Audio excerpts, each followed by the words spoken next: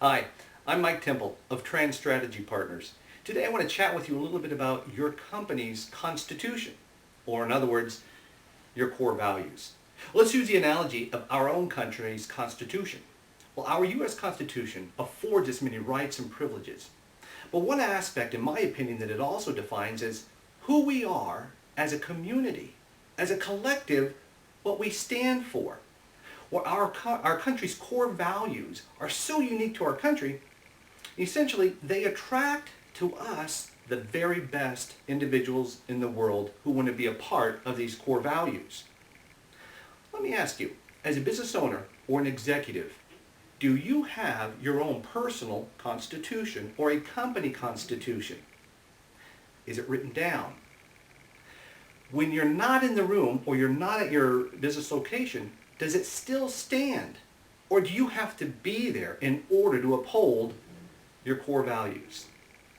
Well, what I want to do next is take you through an exercise that I use in working with my clients or their executive teams to develop their true core values.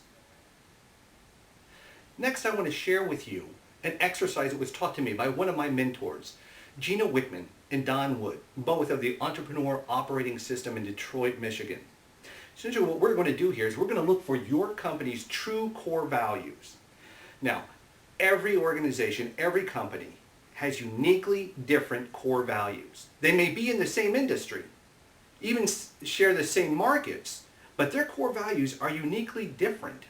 Southwest Airlines and Delta Airlines, same industry, different core values. Southwest Airlines and JetBlue, close to sharing the same market, however, their core values are still uniquely different, as well as Walmart, Kmart, heck, even close to the same name.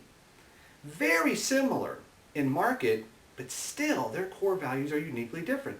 Well, so is your organization. Let me show you a practice that I use when working with my clients. What I want you to do is think of 10 individuals that if they were a part of your organization, you could rule the world. Write down their name.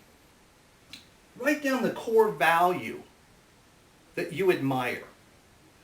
Take as many core values as you want. It doesn't matter. Once you've got the core values that you admire, list them on a core value list. Then what we're going to do is we're going to put in play our philosophy of less is more. Take a look at how many core values you've written down. What we want to do is narrow these core values down that are unique to you to maybe 3 to 5 that are unique to who your organization is or who you are as a leader. What we're going to then do is use a philosophy known as keep, kill, or combine. So what we do is we go through our core value list and we ask ourselves, is this a value that is cookie cutter to everyone else? It doesn't really make us uniquely different. If that's the case, we kill it. If we go through the value list and we realize that, hey, maybe some of these values are very similar to each other, honesty, integrity, what we do is we combine the two together. If we go through some of our core values and we realize that, well, they're not really our core values, they're aspirational, let's be aware of those and maybe even highlight them as something a little bit different. This particular practice should take you longer than an hour if you're working with your team or with an individual. Hey, our U.S. Constitution and their core values wasn't knocked out in about an hour's time. It took some thought, took some preparation, it took some self-discovery. Same with you. So once we go through your value list to find out which ones are unique to you, we're either keeping, we're killing, or we're combining, working together, we'll find your 3 to 5. Now I'm going to show you how we're going to take your core values as an analyzer to your organization. Okay, back to our company's true core values. Let's say we've put in a couple of days' work and we've narrowed them down to integrity, humble, grow or die, and others first. Remember, these core values are unique to either you as an entrepreneur leader or to your organization. We're going to be using these core values to hire individuals. Who are we going to let into our community? Promote individuals. Who exemplifies these core values that we're going to elevate? And well, who are those individuals that maybe we should help transition to another organization? Fire them. Allow me an ADD side moment. I know that a lot of this stuff would look so much more cooler if I had some fancy graphics and some PowerPoint presentations.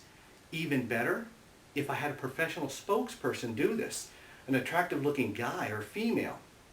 But what I want you to experience is what happens in that room or over Skype when we're working together. Can you imagine if that standard was set and this face showed up? And I whip out the high-tech dry erase pen and I say, let's take it to the board? Not a happy ending. This is what happens. ADD moment over, back to our analogy. Integrity, humble, grow or die, others first. Now we're going to use this as an analyzer as to who we have on our team right now or who we're thinking about bringing in. We're going to use a rating system when it comes to this. Our rating system is a plus, which means they show these core values majority of the time. A plus minus essentially means that some of the times they really don't show these core values. The minus essentially means very seldom do they show these core values. So we take each individual through, or yourself, and we rate them. Eric on integrity is a plus. When it comes to being humble, another plus. Grow or die, himself or the organization, another plus. Does he put others first?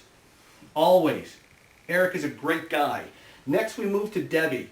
Integrity, well, you know, sometimes Debbie may struggle with that a little bit, so we're going to give her a plus minus. But when it comes to being humble, she's there. Grow or die? Others first? Oh, poor Debbie. Let's take a look at Rich.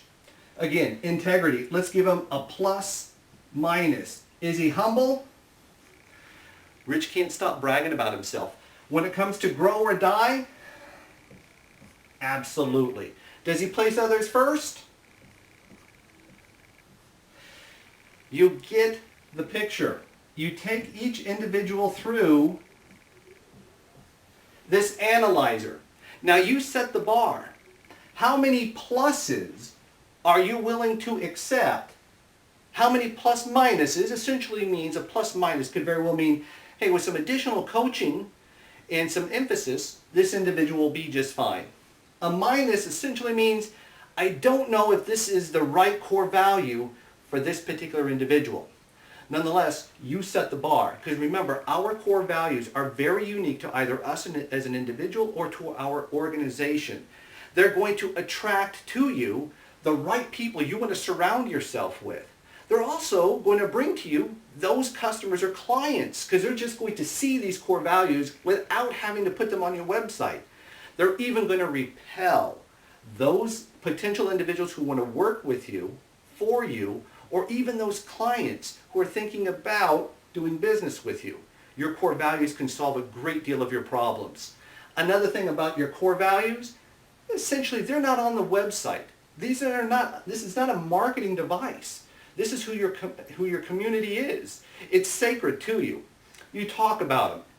You exemplify them. You show them in action, not only just by talking about them.